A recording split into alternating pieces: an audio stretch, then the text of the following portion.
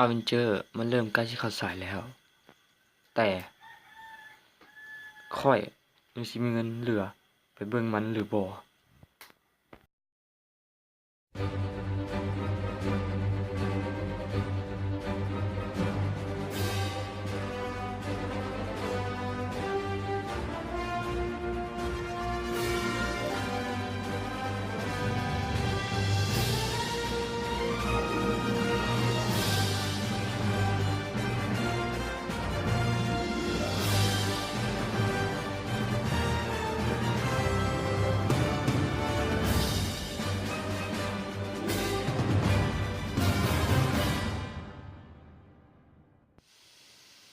ฮะอเวนเจอร์สายฮอมแรกมื้อนี้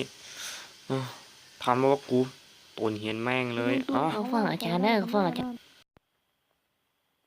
อ้าวแม่งเอ้ยกูลืมเงินเรื่องมันแน่เฮ้ยใจเย็นแม่ใจเย็นแม่เดี๋ยวเขาฮู้นะเฮ้ยเขาว่าแหละ เฮ้ยกูก็ว่าแมนและนี่คือบุคคลส่วนใหญ่ที่จะเบิดเงินไปกับบุญสงกรานต์ปีใหม่ลาว มันเกิดให้ได้มีการ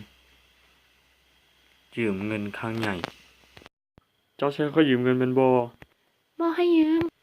เวรกรรม มันใกล้ใช้แล้ว ไปขอเงินแม่ดีกว่ากู ไปดีกว่าสูเงินพวกเขาแห้งไปกับปีใหม่แล้วมันบ่ไผสูบ่มีเงินก็ย่าไปฮอดพุ่นฮักมีคนแห้งพวกเขายืมเงินเองไปโลดแม่ลูกของมันเด้อมึงชอบเฮ็ดหยังลูกช่วยเบิ่งอเวนเจอร์ได้แม่มันเกิดให้มีการยืมเงินครั้งใหญ่ตั้งแต่พวกเขามันอยู่กันเต็มหน้าโฮงเลยเขาต้องบุกเข้าไปฮอดในโฮงให้ได้แล่นสูมันลายก้นเฮาแล้วข้อยจะบอกตรงกับเจ้าโลดว่าข้อยก็บ่มีเงินแม่นบ่ความจริงมันบ่แม่นเฮ้ยเชียวมึงจอดมาให้กูแล้วอ่ะมึงจอดให้กูละมึงจอดให้กูแล้ววะฮะจอดให้กูละ กูจองแล้วขอบใจเชียวสูสองคนจึงแม่นโลดขอโทษเชียวกูมีเงินบ่พออีหลีอยากให้มึงเข้านำกูมีเงินบ่พอมันเชียร์ในเฮาเชียวอย่าหัวแม่มนตัวกูขอโทษเด้อเชียวโอกาสหน้า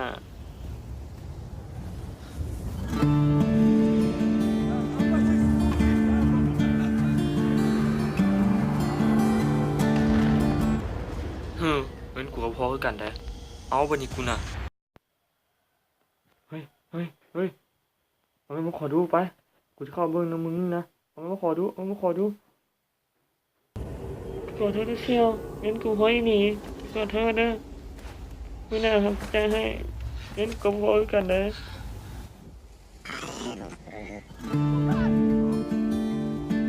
No, no, no, no. Groot.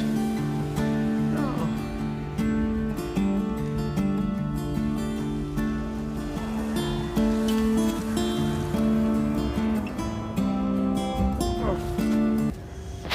ไปชู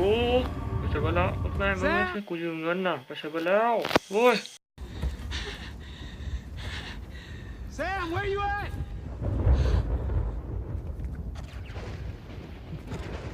ชูมึงเงินพอบ่ชู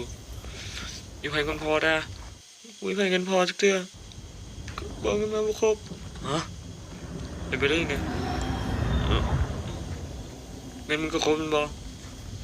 เงินกูบ่ครบเงินกูบ่ครบจักบ่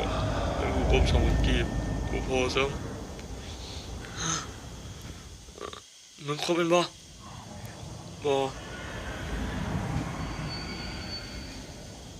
Tony. เชียวเข้าวงนั้นพวกกูบ่เงินกูบ่พอจะไกลเลย10,000กีบตื่นไหมกูขอโทษนี่อย่างน้องไอ้เขาจะเป็นไข้ไอ้เจ็บหัวปวดต้นปวดตัวเขาจะเป็นอย่างไรบ้าง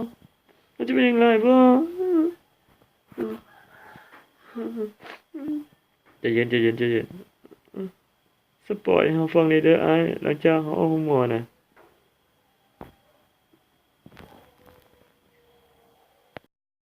และการยัดสิ่งปีหนังครั้งใหญ่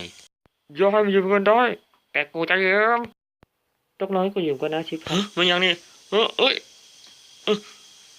เข้าใจสลับปีหนัง